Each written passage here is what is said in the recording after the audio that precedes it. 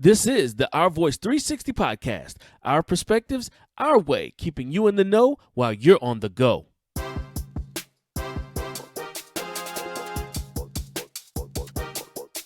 This podcast was created with you in mind. On Our Voice 360, we'll give you inspiration, sports, business and leadership tips, Black history, and entertainment. This is a show built from our perspectives. So if you're ready to be entertained, inspired, laugh a little, be informed, and enlightened, tune in now to Our Voice 360. Let's go!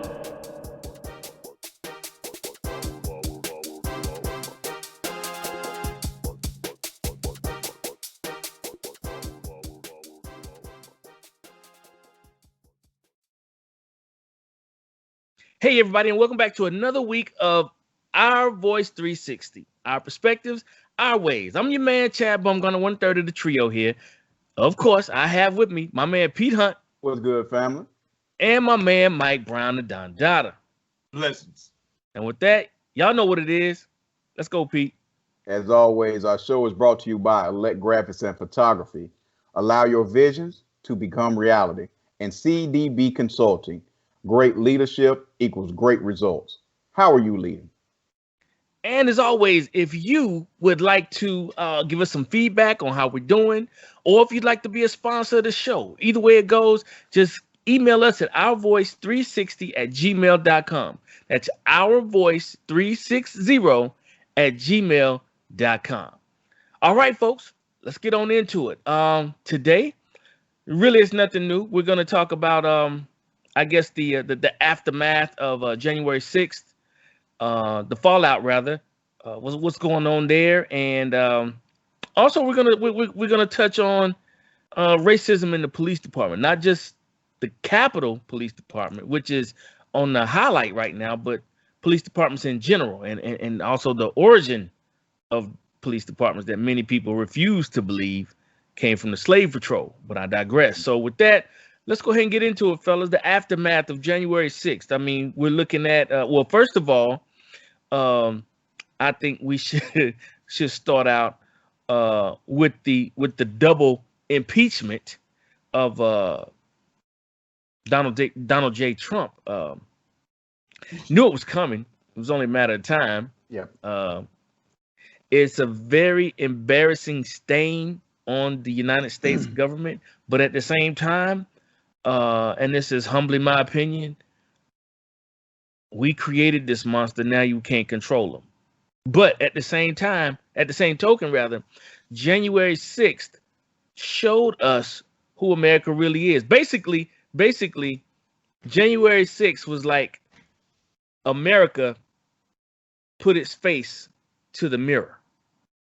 Mm-hmm. And they saw firsthand who they really are, who we really are. But now, like we said off air, we've been this way all along.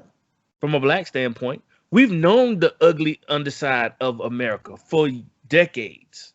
But it's like there's a certain America that just refused to believe that this was going on, that the racism exists, that, you know, this kind of ugliness in our country is here. But they made it very known, and it was prevalent, and it was in our face. And it's one of those situations where us as Black folks sit back and, you know, we eating popcorn like, yo, we tried to tell you this, but you didn't want to listen. We try to tell you this from a sports standpoint. We try to tell you this from the average Joe standpoint. We've tried to tell you this from a governmental standpoint. We've tried to tell you this from a socioeconomic standpoint. I mean, I don't know any other standpoints to tell you the same thing. And it's like now, you know, I think a lot of people see it. Go ahead, Pete. Yeah. 4 words. Mm-hmm. We told you so. We told you. That's gonna be the name of this podcast. I think so. We told you so. We told you so. Yeah. Because Black folk have been telling folk that don't look like us, but like you said, Chad, for eons, how it was. We've been telling you there's a undercurrent bubbling. There's a nastiness bubbling under the surface. And the current president was the one that ripped off the scab. He made it popular to be racist. You know what I'm saying? He opened up the sewer and let him out.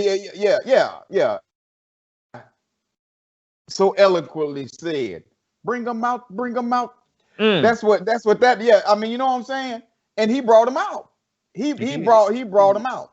Yeah, I mean, and what happened on the 6th is a microcosm of what black folk have dealt with for 400 plus years we've been on this continent. That's what right.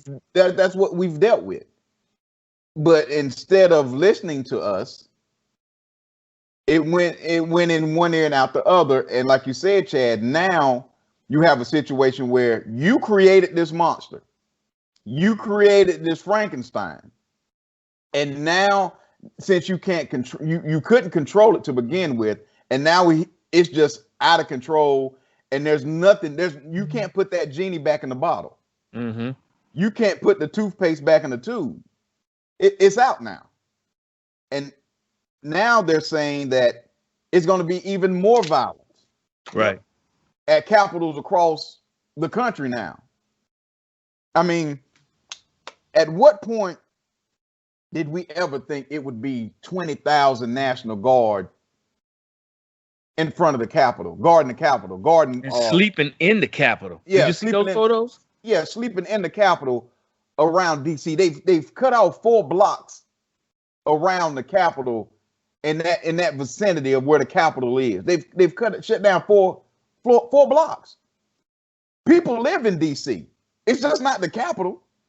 I mean, so you've messed up the whole construct of the city now because you wouldn't listen. Because you wouldn't listen.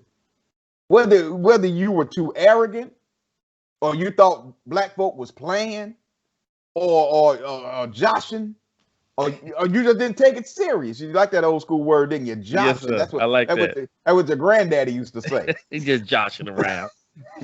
But will you listen to us now? That's the point now. You've looked at us and looked the other way, and it went in one ear and out the other. Now what? What are you going to do with it now? Because this is your problem. I mean, it's. Go ahead, Chad. It's just funny how there are no legitimate excuses. Because when it's Black Lives Matter, or if it's an unarmed kid or grown man or woman, black or minority on the street that's been gunned down for no reason or beaten to a pulp, well, they should have complied. Well, what did they do? Mm-hmm. Yeah, it's crazy to me. Like I said, how, especially the media now, how they're bending themselves in pretzels, trying to say, okay, well, we're going to look at it a different way. No, look at it how you looked at black folk. And that's, yes, thank you. Look at it the same, because I mean, you know, why didn't they comply? They should have complied. And we're gonna get into a little later, like I said, about Chad, about the police and their part in this. But why didn't those folks comply? You know why they didn't comply?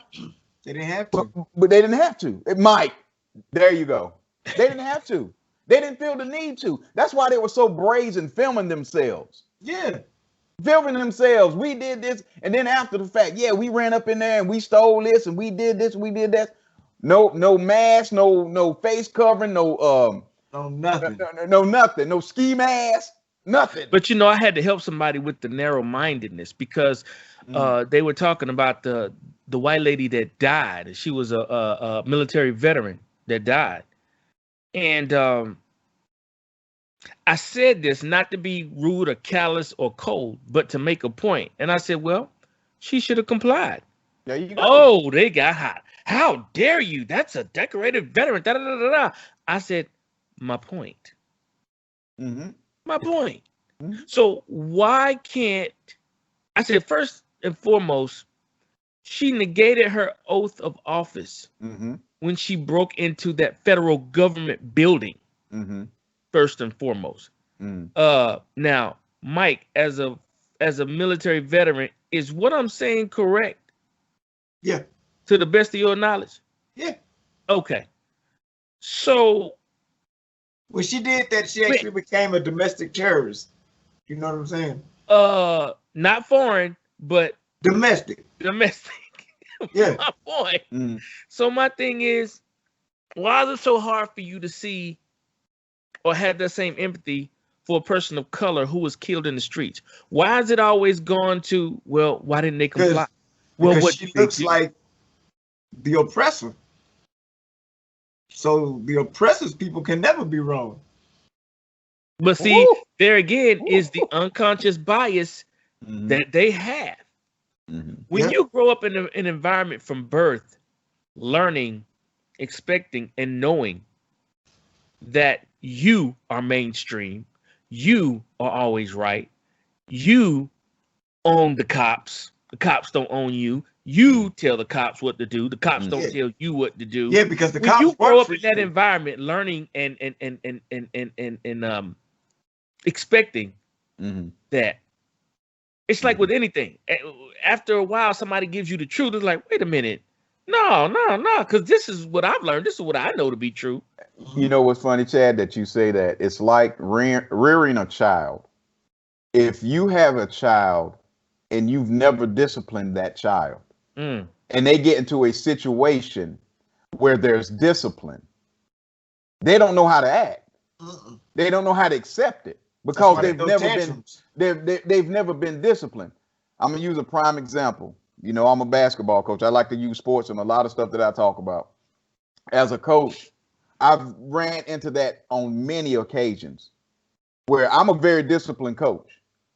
If my ball club, it's a dictatorship. It's not a democracy. Right. What I'm I say Michael, you go. Tito. That's right. What I say go. Now you can come to me and say, Coach, you know, I see this, I see that. Coach may make adjustments, but for the most part, you know, it's my show.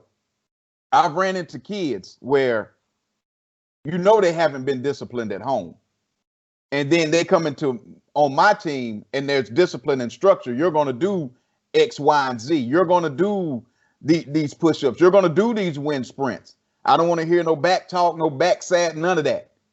Either you do it or you can hit the door. That's how it works.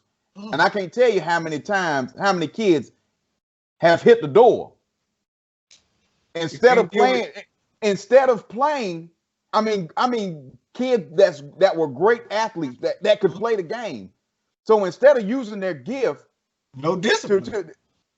they were more upset with me being a disciplined coach because they hadn't been disciplined at home. They would rather take their ball and go home, not only hurting themselves but hurting the team, than to face discipline.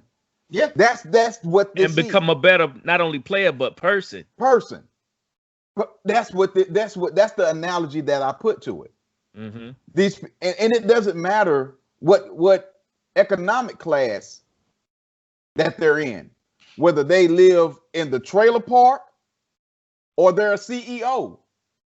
They're raised the same. It's the same. We own everything, we expect everything, and we can do whatever we want to do because we're white.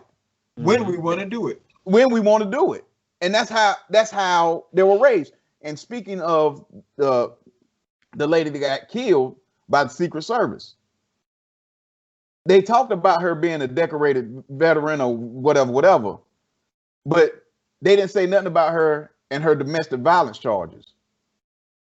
They didn't say nothing about her her disturbing the peace charges that she has. Mm-hmm. They never brought up her criminal record because she has one. Mm-hmm. Kind of extensive criminal record too. But you never heard about her criminal record. You just heard she was a Navy veteran and this, that, and the third. That's true. 4 tours.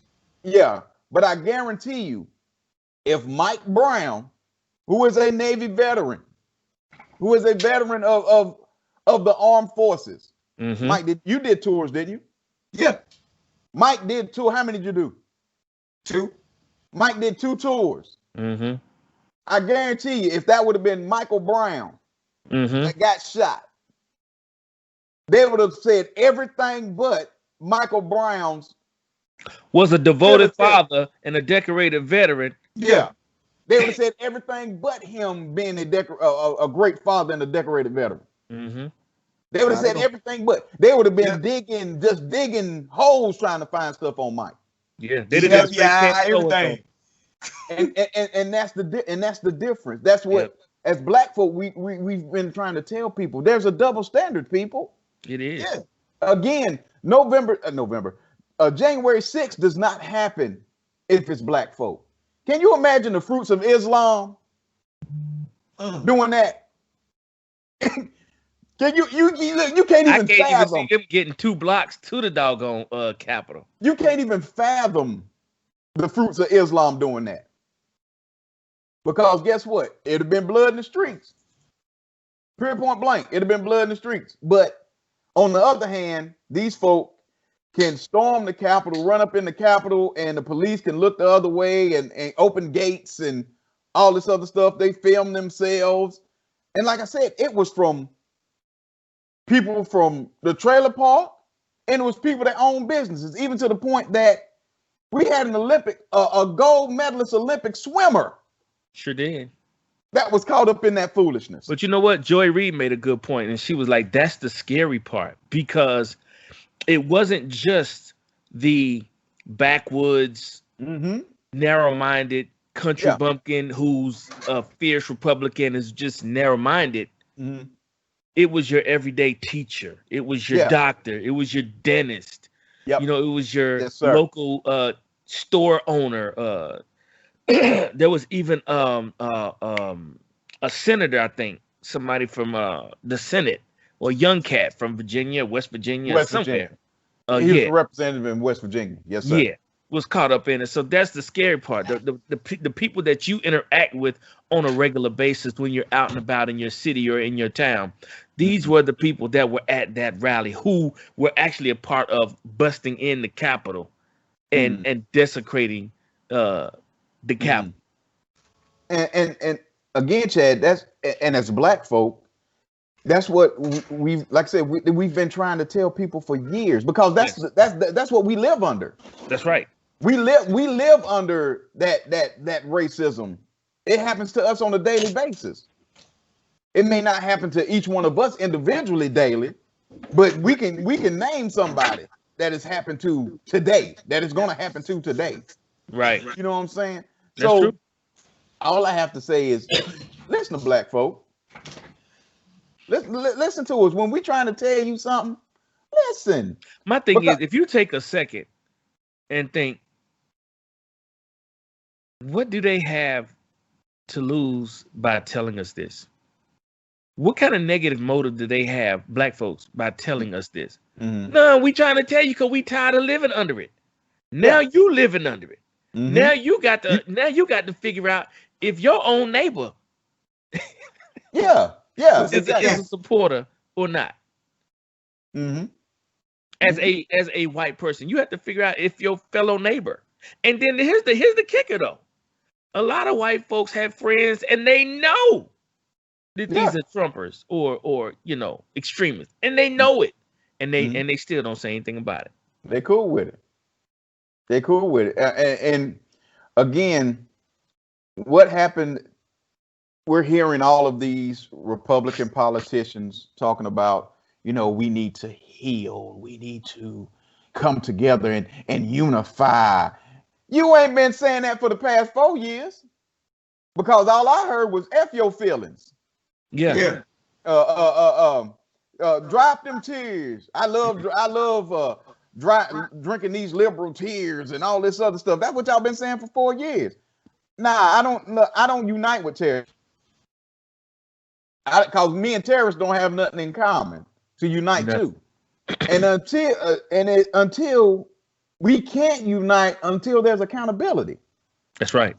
If you don't hold these people accountable, if you don't hold your own House of Representatives, people and senators accountable, you don't hold 45 accountable. What are we uniting? What are we healing? Nothing is healed.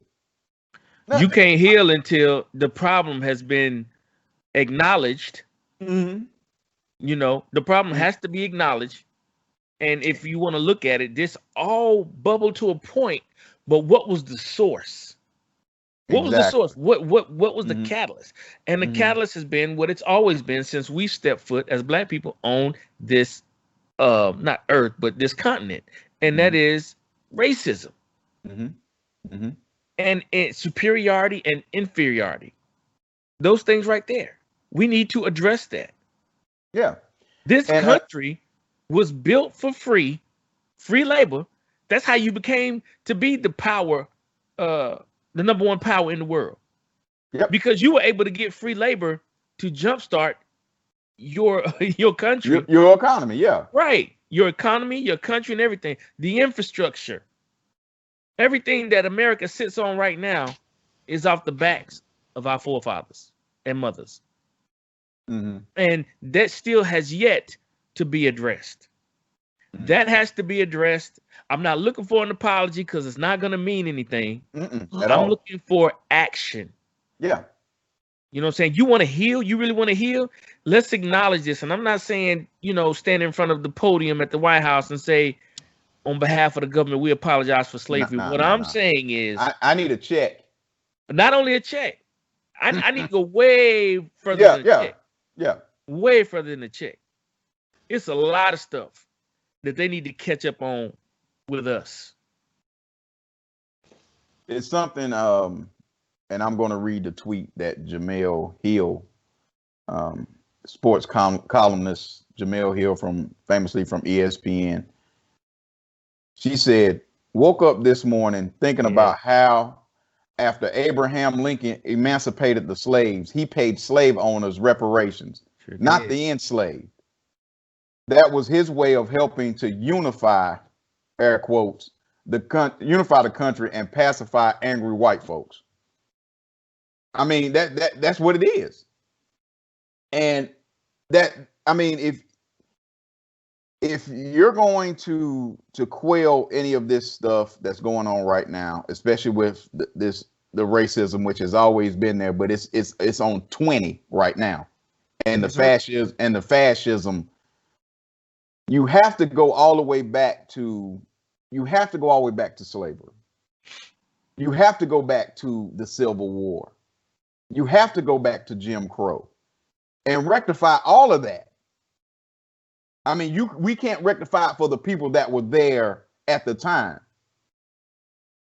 But in the name of our ancestors, you have to rectify that. And see, in one of those ways, like you said, a check is cool, but don't insult me with just a check alone. I need for a think tank of blacks, whites, and Indians, Native Americans, to come together and redo these history books that are being taught. Oh my gosh, in our yes, schools. Sir. Because these kids need to understand and know the real and raw history of our nation. Now, yeah, it started out very bad dealing with slavery. That does not mean we can't build a better future, but we have to acknowledge how we started. Because if you don't acknowledge it and recognize it, look what's happening now. You bound to repeat. History repeats itself if you don't study and educate yourself. And that's what they're banking on us for us not to study and understand how things were.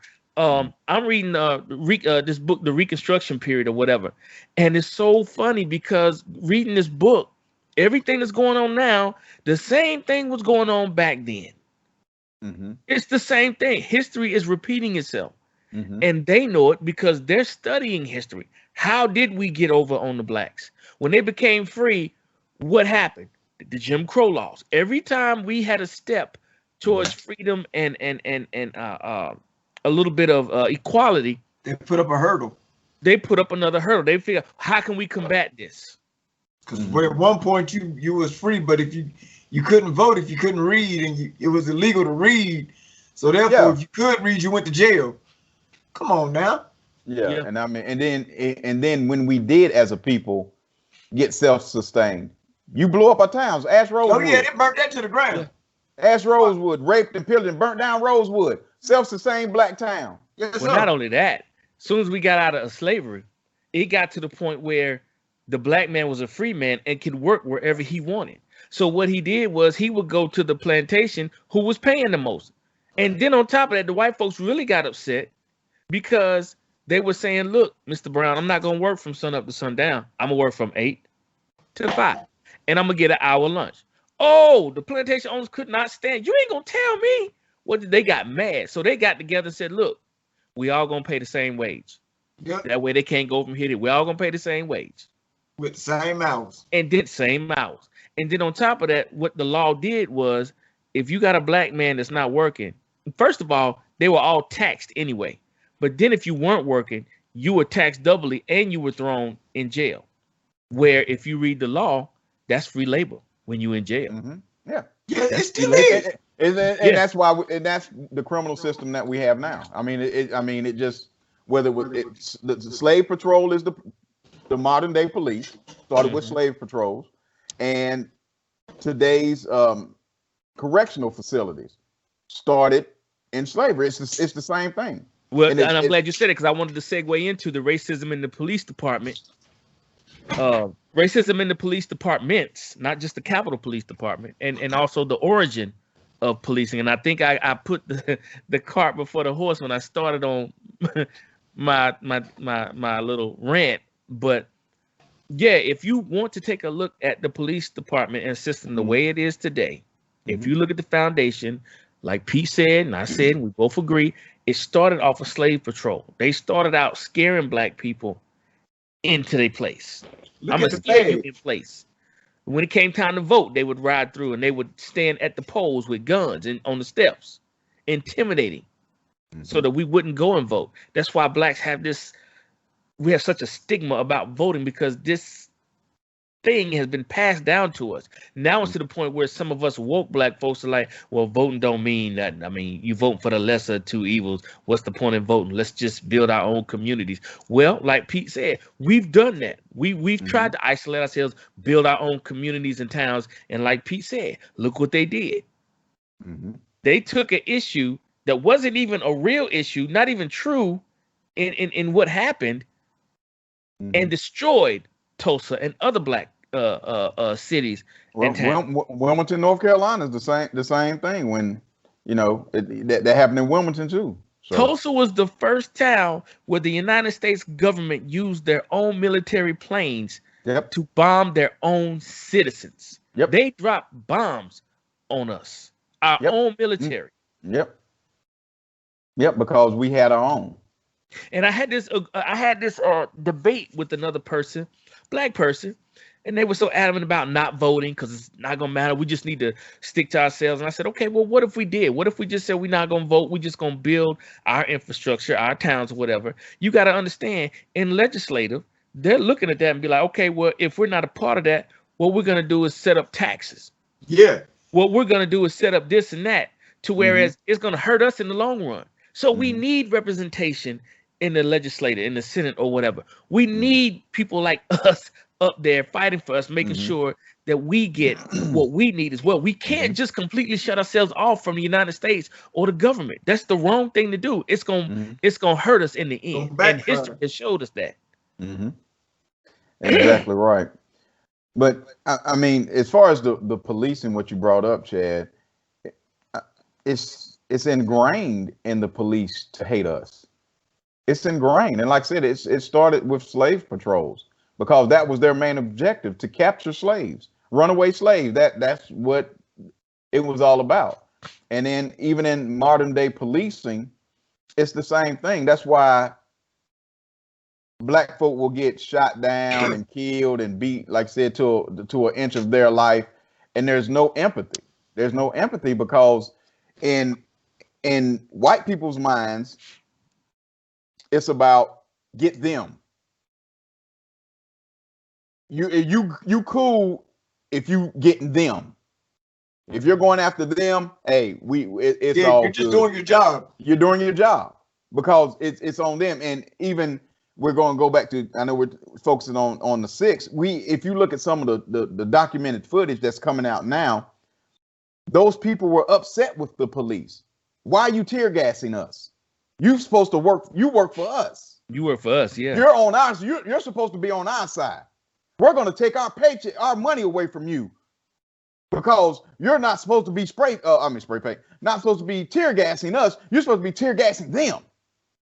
And And that's what was the sentiment coming out of these people's mouths when the police interacted with them in the same way. Well, not the same way, but kind of put with as little pushback as they could to them. That was little pushback. But did you see how they were fighting the cops? Like they were regular people on the street. Like they had no reverence of the cops. Like yes, just squaring up. Yeah, I'm gonna square up because guess what? They knew nothing was gonna happen. And some people, I saw a clip where somebody was macing the police. Yeah, I saw that too. They were spraying them with bear spray because because they said something about bear spray is more potent than regular tear gas mace. You know what I'm saying? So they were, like I said, they were squaring up with the police. And after all that, nobody was still in fear of their lives, though. I don't understand that. I didn't hear one cop say they was in fear for their life. Not one. But they all ran. They all ran though. But wasn't nobody in fear. Yeah. I mean, just took off running. Took off running. And I mean, and the only reason that woman was shot was because that hallway is where all the senators were led to. Yeah. And House members were led to. Down if they get down that hallway, it's gonna be some problems. So that's why she got shot. Yeah, that's why that door was barricaded. Yeah. If they still beating on the door, guess what? They still beating on the door. That's how. But as soon as she tried to crawl through the window to get in that hallway, okay, we have to do something now. Yeah. We were basically forcing our hands. Forcing our hands. You know what I'm saying? So it came to that point, Mike. It came to that point, Chad, that it was like, oh, pow! I have to shoot you. Yeah. I have to shoot you. Yep. But any other time, like I said, but all that foolishness outside that was going on, brothers, it was snipers on the roof. Just chilling, just sitting there, aimed up, ain't thinking about shooting nobody. It's not, I'm not fear. I can fight the police because I don't have any fear for my life. I have no fear for my life. So I can run up, I can jump these barriers and push through because I have the complexion for the protection. Well, you know what? Real quick, going back to the origin of the police and why so many of them have a disdain for us. It was a show that I was watching. I want to say it was called The Rookie. It was about this middle-aged white guy who wanted to be a police officer. Mm-hmm. And so he's the rookie, you know what I'm saying? And he's in this black neighborhood and he sees all the unjust and wrongdoing and he wants to come in and help. And, you know, the way he came in, I mean, he was sincere about it, but they've seen people like that before. They come in, do a couple things, get a photo op, get a couple of awards, then they gone and the hood is back to normal. And so the brother was checking him on that, you know, and he was like, let me tell you how your boys do. You get the new cops, the experienced cops team up with the new cops, the rookies, and bring them down to the hood. And you sit out there, they ride through. Now, look, that's a drug dealer. That's a junkie. See, you already filling their heads up with what black people are. Now they're thinking all black people are like this. He said, and that's what y'all do. That's why there's such a disdain. Every time y'all come through here, it's like, it's tense. You know, or, you know, it's, you feel like somebody's gonna get the drop on you. There's a drug dealer, there's a runner, there's a junkie, there's a lookout, there's a this, there's a that. He said, that's how you program your cops. He said, you really want to make some change? Why don't y'all come down here and like every day and like be a part of this community? That's how you make change. You don't come down here looking. And then he was like, you know why cops come to why black communities are so heavily policed? Because those are the easiest arrests. Nobody questions them. When you jack up somebody and rough them up, beat the snot out of them and bring them in and book them or whatever, nobody questions that. There's no uproar. He's resisting. Go across the tracks and do that to a white boy and see what happens. You won't have a job. And that's what it is. That's how they program and train these cops. And I don't know what the process is for being a cop. I mean, I know there's a 6-month training program, but I mean, as far as the psyche eval, Because you got a lot of cops that are just. I'm gonna put it to you like this. You were saying something about what it takes to be a police officer. It's 6 months of training. You know how long it takes to be a barber? A what? A barber. Oh, a barber. What is it, like 2 years? There you go. It takes you 2 years to be a barber. Yeah. It takes you 6 months to be the police. Who do you think has the more important job? I mean, unless your hairline is jacked up. But I mean, shout out to Stephen A. Go ahead. Who do you think has the more important job, the barber or the police officer? Police officer. A no-brainer. Yeah. So who you think should have more training? The barber have a longer training, the barber or the police officer? And the barber has to go through state board. Yeah, that's true. Yeah. Exactly. Exactly. Just because you finish the school don't mean you're gonna make it as a barber. Yeah. So I mean, and that's how excuse me, we're talking about racism in police departments. That's how they're infiltrated. Have a bunch of racists who can go down here to the community college and for 6 months train, learn how to shoot, this, that, and the third. Like you said, no psych evaluations, nothing with their mental. We're not testing none of that. We're just gonna give them a badge and a gun. 6 months later, you on the street. Yeah. How do you think that's gonna work with somebody who is racist? Right. Yeah, I mean, you know what I'm saying? Right. It was a documentary I was watching on CNN, and it was a former white supremacist, he was a skinhead and this, that, and the third, but now he's out of that, and he's going around speaking and giving the ins and outs of that culture. And he was saying that, I can't remember the gentleman's name, but he was saying that 30 years ago they were skinheads. You know what I'm saying?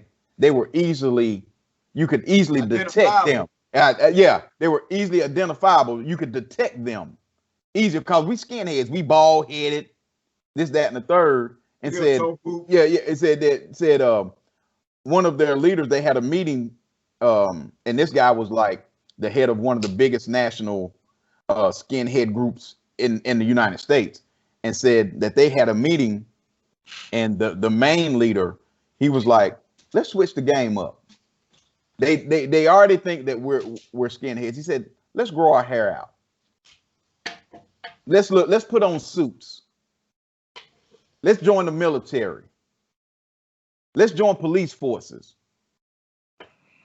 That's what we do now. That's what we can do now to infiltrate society without infiltrate society and looking the part. Yeah, you know what I'm saying? Noticed. Without being noticed.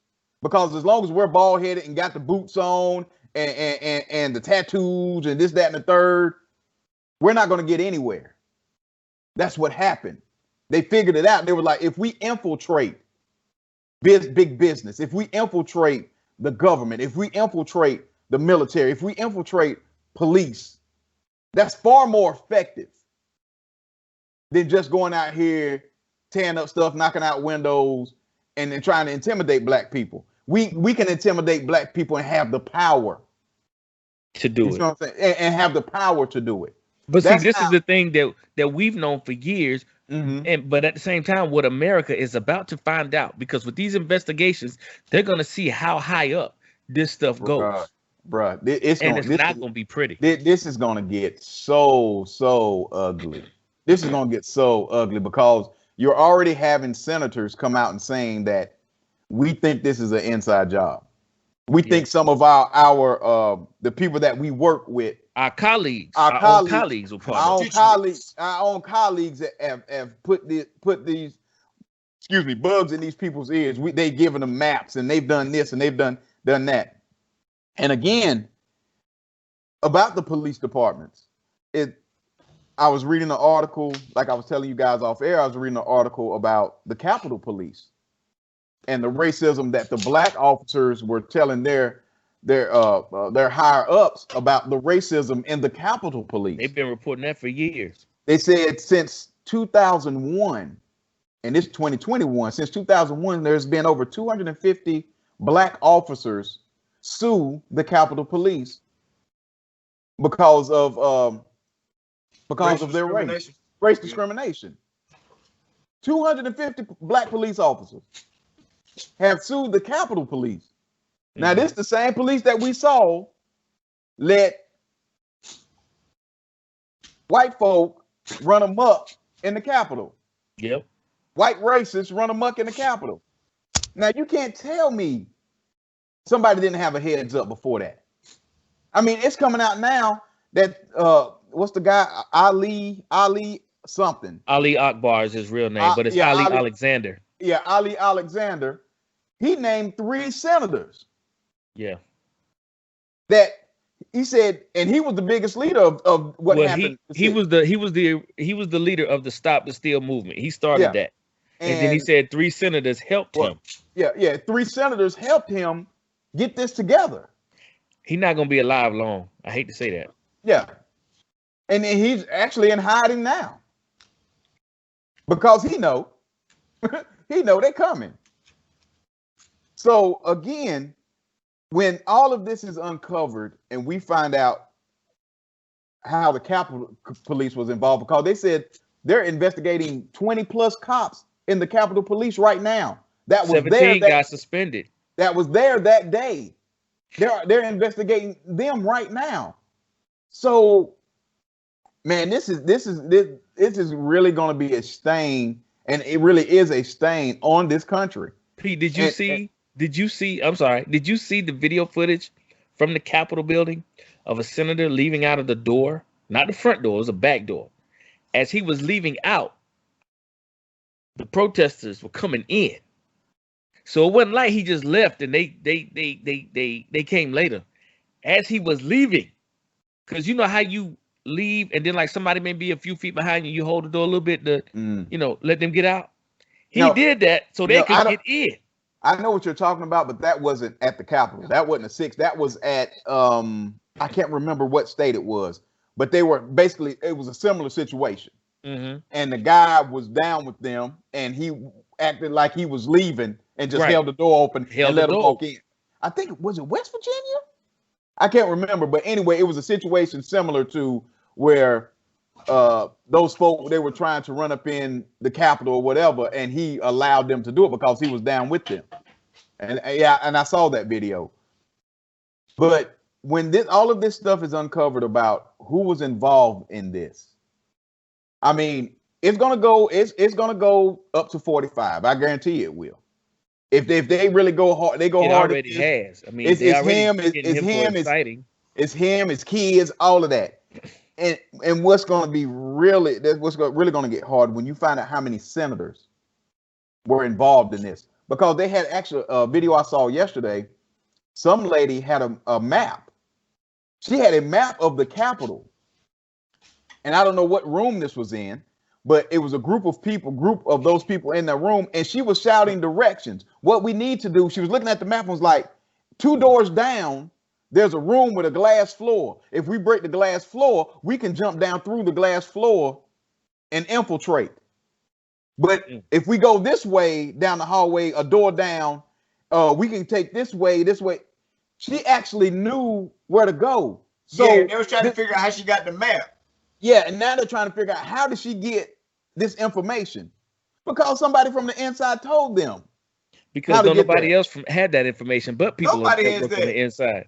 I mean, if you look at some of the senators, Jim Clyburn, I heard about his story. Yeah, where he said that his main office on the main floor has his name on it. Mm-hmm. They didn't bother that office. Mm-mm. They went to his private office where he said it's people that has worked with him for as long as he's been there in the Capitol, and they don't know where his office is, where that office is. And they walk straight to the office. Mm-hmm. So this is definitely something that happened. Or if you look at the two freshmen, what's the chick from Georgia from Green, Marjorie Green, that was down in your spot, Chad. Yeah. And then the other girl from Colorado was tweeting where people were going. Nancy Pelosi. They just took Nancy Pelosi out of the room. She was actually tweeting where they were located in the building. So you can't tell me a lot of these people wasn't trying to overthrow this government and either take hostage or kill some of those people. Yeah, and then, Mike, I'm gonna toss this to you because you the military guy. So, what happens if those insurgents, if those people inciting that riot, what happens if they did happen to get in there and they did happen to? What do you think from a military standpoint? If they would have got senators and they would have got Mike Pence and they would have started killing people or whatever, killing senators and House of Representative people, from a military standpoint, what do you think would have happened next? As far as what? As far as what the military would do? What would have been their reaction? Oh man, it would have been really bad. It would have they would have took them out. You can believe that. If they would have got to, I hate to say, do what they were planning to do to those senators, because that's at the rate they was going. Right. First off, everybody's trying to figure out why it took the military and everybody 3-4 hours to police and all them to even get there. Right. Because like somebody didn't want them there. Yeah, they didn't want them there.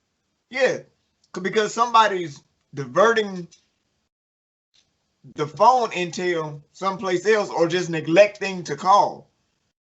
Because if everybody's seeing this on the news, certainly the daggum police are seeing it in their own town. I thought the same thing. But Mike, what they were saying was, according to that, and I'm gonna ask you another question about you saying that they would have got. What they were saying was that people were calling from the inside, telling other people that's in the Trump administration that, look, y'all need to get on it. Y'all need to get people down here. Yeah. But the Department of Defense told them no. They kept rejecting the help because the Department of Defense works up under the President of the United States. Wow. He the only one that can make that call. Wow. My understanding was that the days and maybe even weeks leading up to this event, that because I even heard Maxine Waters said she was talking to the police capitol about for weeks. Yeah, she said protection, and they said they got it under control. Yeah. Somebody, they didn't need any more help. And then the FBI, the FBI director was like, he called him and said, "Hey, I've got people on the ready, that can come." And he was like, "Nah, we good, we got it." And then so the guy over the Capitol was saying that they reached out to the FBI several times and they rejected. And the FBI director said that's a blankety blank lie. We reached out them weeks ago offering assistance and manpower, and they turned it down. And they said it was all over the dark web in different other places. You know what I'm saying? Well, then the FBI said that they didn't have any intel up. My granddaughter was talking about it, and she's 7. So stop it. so stop it. The FBI said that? Yeah, the FBI said they had no intel. You didn't have any intel. Okay. Yeah. But you know where MLK was and assassinate. Okay. Never mind. Go ahead. Go ahead. And then on top of that, if you look at the mayor of the governor of Virginia was like, we was on ready set. We look. I got the state. I got the state patrol. I got our National Guard. Whatever military we need, we on ready set. We ready to send them. Mm-hmm. Said the Department of Justice, because they don't have jurisdiction to just run up in the spot. Right. They got to get clearance. Yeah, exactly. And said he was on many interviews after that. He was like, he said, I was on the phone with them for a couple of hours. Was like, look, we ready. And they turned them down. They were like, nah, we good. Yeah, we don't need your help. The president wouldn't make that call. Exactly. They tried to get Pence to make it. He can't make it. Yeah, right. He can't make it. So again, Mike, in that situation, as somebody that was in the military, how would you feel if you see, and you took that oath, you took the oath to protect, you took that oath to protect this country from enemies, foreign and domestic. You sitting there on ready, set. You sit, I'm not, and your president is saying, no, I don't want feeling in that moment. Nah. Now I'm gonna do what I know is the correct thing to do. I'm not gonna sit there and wait when I'm watching somebody destroy this country from the inside out. You know what I'm saying? Because if and I hate to say this, but if it was another nationality doing that, they wouldn't have been waiting on the president to say something then. No, the military would have went in. Oh, they'd have went in hard. Yeah. We the only one that had that chain of command. We got to get all this clearance and all this red tape. Like Mike said, these other countries, third world countries, nah, it wouldn't have been like that. I believe that. I believe when you got countries that will storm, when you got countries whose people will storm the city and go up in the dictator's house and physically yank him out, saying you are not running this no more. Come on, bro. Come on. Yeah, and like I said, I want to get it from Mike's perspective because, like I said, he's military, a former military. I mean, and what would have been his mindset? You gotta, I'm sitting here. We on ready set. We've been trained to do this. We've been trained to do this, but you not letting us do what we trained to do because they white. but here's another thing that I was thinking about the same thing when all this was going on. As far as Mike Pence saying something, he may have been able to sway it because the president is not in his right mind. I was just thinking that, Mike, if he's not fit, mentally capable. Yeah. And then, like, when they said that he was, when people inside were calling the president, telling him he needs to say something to go on national TV, he was tweeting. He was tweeting to his followers. Y'all calm down out there. You're in the middle of a riot. Who checking the tweet? Right. Yeah, and they were saying something to the fact that they had to snap him out of the trance because he was so elated of what was popping off. He was so elated. Yeah, he was so elated that, they had to snap. Hey, bro, hey, come on now. Snap out of it, And he was like, and said he was upset that, why ain't y'all happy? Why y'all here looking crazy? Because his kids... You see what's going on? Was in there dancing. Yeah, they sure were. And they said he was just like, this is good. I mean, they helping me. He was basking in it. Yeah, and whatever was and what was going on.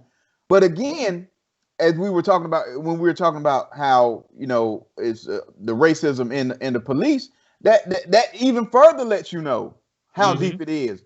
That the president of the United States would look at that and say, we good. Now let them go ahead and do what they're doing. So it starts at the top. So what do you expect? What do you expect these police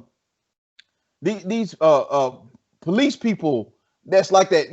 They gung ho. They cool with it. I just saw that before we got on that they just got a North Carolina state patrolman that was in the middle of it. Yeah. A North Carolina state patrolman that was in it. So if he's to that point where he'll run up in the Capitol being the police, can you imagine on the streets when you're dealing with black folk? Or anybody other than white. You know what I'm saying? So that's what's in these police departments. Yeah. Right now. I mean, they have infiltrated every sector of the United States, whether it's, like I said, whether it's military, police, government, Fortune 500 companies, it's there. It's there. And that's going to be hard to purge. Yeah. It's going to be hard to purge that. And like I said, then especially when they start really digging deep and uncovering who was really behind what happened on the 6th. Well, my thing is this: if people out here talking about change and heal, if they're serious about it, it's gonna take them some work. It ain't on us. Oh no, it's not on us. We have no responsibility, obligation for this. It's on if they really want to change, they're gonna have to prosecute their own and hold their own accountable. That's it. They're gonna have to. That's it. That's the only way we're gonna truly get change and then truly get an equal playing field for every American citizen. They gotta hold their own accountable. And the question is, are they willing to do that? Because the thing is, they want us to do that, right? I think prime example. You got some of us African Americans that are cops, right? They want us to hold our own accountable, right? Yeah. Tell me if I'm wrong now. No, They're not. They don't care about us holding our own accountable. They're gonna hold us accountable. I told y'all that. Yeah, they're gonna hold us accountable. Like I said, you look at what happened in Minnesota when that black cop, that Ethiopian cop, shot that white woman when he said he feared for his life. Oh yeah, he got jail. Yeah, and they told him, well, we understand you fear for your life, but you can go ahead and continue to fear for your life in prison. And got that 20. That way you won't be feared. You've been in a cell. And got that 25. Got that 25. Or the black cop in Chicago. Where was the police? Blue Lives Matter. Blue Lives Matter. Well, that was my second point. Blue Lives Matter. That's my second point. But where was the police? What do you call it? The union. But my question is this: whenever the cop got his 25, did the judge give him a hug? Mike, I can't do that one. I'm gonna leave that one alone. I'll say some, as my grandbaby say, I say some words on that foolishness. Wow. And it's the same with the black cop in Chicago that shot the baby. They were in a shootout. How are we supposed to know? They shooting at us. How are we supposed to know it's a baby in the car? Right. Shoots the baby, kills the baby. They trace the bullet back to the black cop. 40 years. He got 40 years. 40. We in a shootout, but we in a shootout. We shooting back and forth. And he got 40 years. But they ain't get a cop 40 years who shot Breonna Taylor, did they? Aubrey down here in Georgia. And the only reason they got the charges that they got within the Breonna Taylor case, the slap on the wrist that the one cop, I think it was just one cop, they got charged with something. Yeah. The only reason so much hell. No, sir. The only reason he got charged was, I think they said 2 of his bullets went into the neighbors. Yeah. And the white neighbor's apartment, and the white woman was pregnant. She was pregnant. That's the only reason he got any charges. So the charges didn't even have anything to do with Breonna. Nah, they had nothing to do with Breonna. Nothing. Because his bullets went into the next apartment with white folk in the apartment, and the white woman was pregnant. The woman was pregnant. So, I mean, but again, as this nation has to heal, like I said, Chad, leave us out of it. You're right. Leave my people out of it. We have nothing to do with this. Like you said earlier, Chad, you saw yourself in the mirror. Yeah. And you clutched pearls because for so long you have ignored that right there. That's what you ignored. The mirror. That you ignored the mirror, and it knocked on your door. Sure did. Not only knocked on your door, kicked your door down. And did an Eddie Kane. Ran up in your spot and ate your food. What? Ran up in they knocked on, kicked your door down, ran up your spot and ate your food. Waving the 4-4. Exactly. So yeah, you deal with that. That you have to clean that mess up. That's right. Don't come to my people asking for healness and forget. Like I said earlier, I don't heal with terrorists. You ain't lying.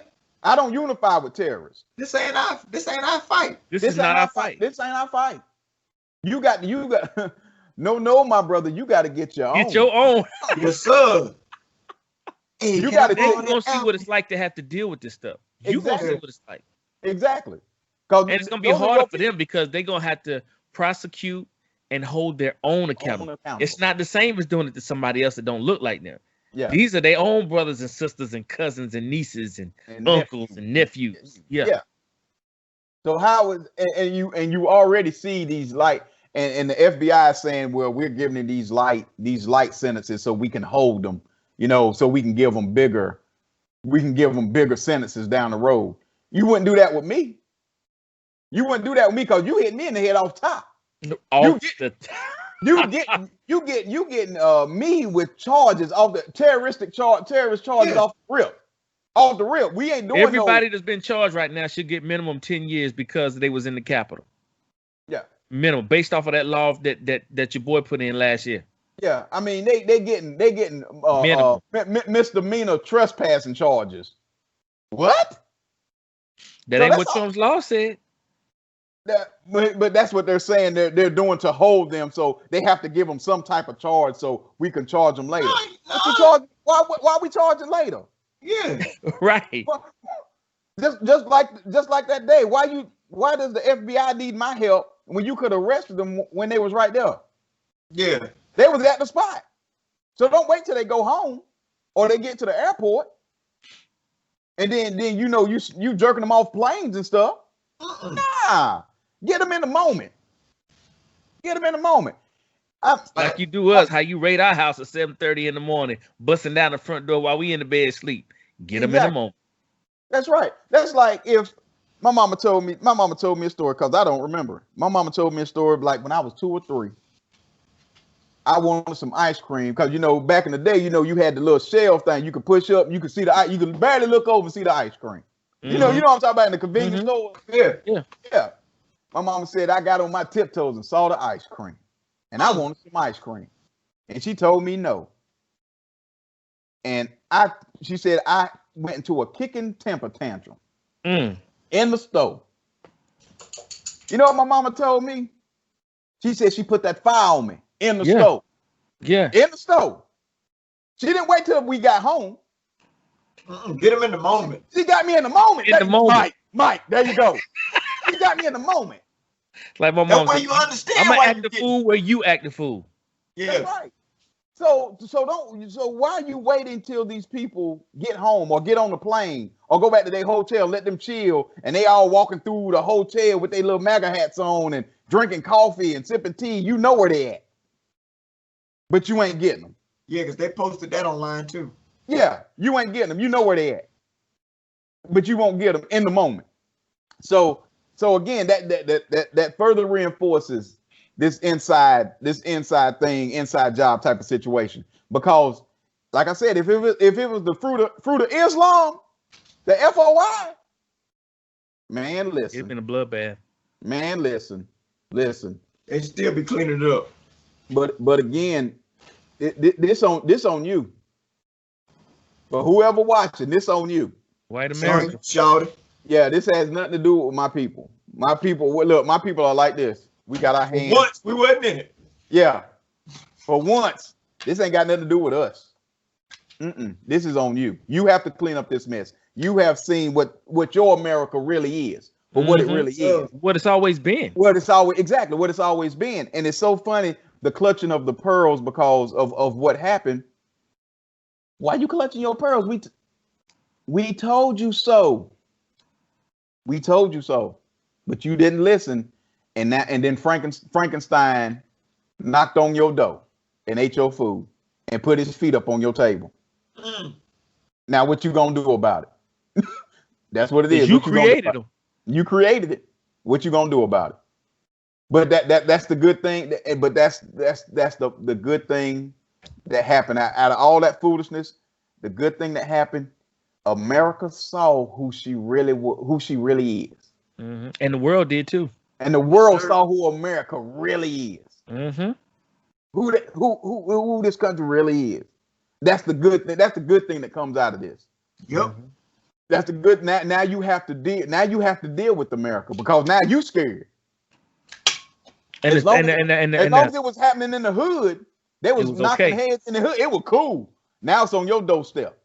And the frustrating part is with this new administration coming in, they really gonna have to start from the ground up because America used to be the superpower that other people looked up to. Now it's like you just another kid in the hood like we are. Yeah. Yep. Who's the superpower now? Look, we all in the sandbox now. That's it. Yeah, we are all in the same sandbox. We all in the same sandbox now. Yeah, man, it's gonna pie being eaten right now. It's so much crow. It's so much crow getting at. Not eight. As they say, you the net. Trying to tell you, as Brother Malcolm said, the chickens have come home to roost. He said They have come home to roost. Mm-mm. Well, gentlemen, with that, does anybody have any final words, any comments, any? If what time did it stop? The when they went into the Wasn't it like three when it started? Wasn't it like 4 or 5? Because they were in there like 3 hours. I was about to say like they was in there for a good minute. Yeah. So it was like a 3 hours or something like that. 3.5 hours. So it was dark when they got out, right? Close to it. Yeah. By the time they got everything straight. Yeah, it was dark. Well, that's how you know it wouldn't have been no black folks. Because we'd have been home by the time street lights came on. I knew this was going somewhere. I did too. I didn't know where it was going. I just didn't know where. I'm like, where's Mike going with this? Where is Mike going with this? Mike hooked a hard left and went right back right. Oh, God. Mm-mm. Well, ladies and gentlemen, we want to thank you for tuning in to another edition of Our Voice 360. As we always say, perspectives, our ways. I know this was a bit brash today, but it's the truth, and that's all we know to tell is the truth from our perspectives. It's for you to listen to, maybe to enjoy, maybe to enlighten, maybe both. But I think what we made here today is some very valid points and some really good insight for those of you who are listening to this or watching this that are not of the same hue as us to really take heed, because we give it to you straight, no chaser. No chaser. And with that, we're going to jump into the Bible verse of the day or the week. So I'm coming to you from Philippians chapter 4, verse 7, and it reads, "Then you will experience God's peace, which exceeds anything you can understand. His peace will guard you. Let me get back. His peace will guard your hearts and minds as you live in Christ." So for those of us who are truly followers of Christ, we must do and live and act as he would require us to. And that is to be righteous and to be fair and to be just at all times. At all times, brother. And that's the word for the day. All right. In closing, anything else, fellas? We're about to be out of here. Hey, my people, be safe out here. It's gonna get worse before it gets better. That's all I'm saying. Right out of my mouth. My people, please be safe out here. Do whatever it takes for you to get home and wherever you need to go. Just be safe, man, because it's gonna hit. If anything happens, it's gonna hit our people hard, more than anybody. Oh yeah, more than anybody. So I just say. PSA real quick. I got this from several people. I do not know. Let me preface this. I do not know how true it is. I don't know this to be a fact. However, I want to put the information out there anyway, just to be on the safe side. My understanding is this weekend coming up, there's supposed to be a bunch of mess going on. It appears, don't know again for this to be a fact, that these white supremacist groups are looking to initiate people, and part of the initiation is by snatching up our young black brothers and maybe even sisters, torturing them, killing them, raping them, the whole nine. That's part of the initiation. That is my understanding. I do not know this to be a fact. So please, people of color, black folks, let me just say that because they ain't going for nobody else but us anyway. Please watch over your kids, each other. Sir. Always go in pairs or more than pairs. Do not get caught out there solo dolo. These people, as you have seen, do not care. And they're much more vicious when they're in packs. Not so bad when they by themselves, but when they're in packs, they're very dangerous. So y'all be careful out there. I hope this is not true, but if it is, regardless, always watch your six and stay in groups. All right. Well, thank you again for listening and watching another edition of Our Voice 360, Our Perspectives, Our Ways. All right. Be safe. Be blessed. We are out. Peace. If you enjoyed this podcast, be sure to like and subscribe to the channel so you can be notified when a new show drops. Please rate and review this podcast and share it with your friends. Also, if you'd like to advertise or become a sponsor, please send an email to ourvoice360@gmail.com with your inquiry. We'll connect with you as soon as possible in hopes of creating a great partnership. And as always, thank you for tuning in to Our Voice 360. Our perspectives, our way, keeping you in the know while you're on the go. See you next week.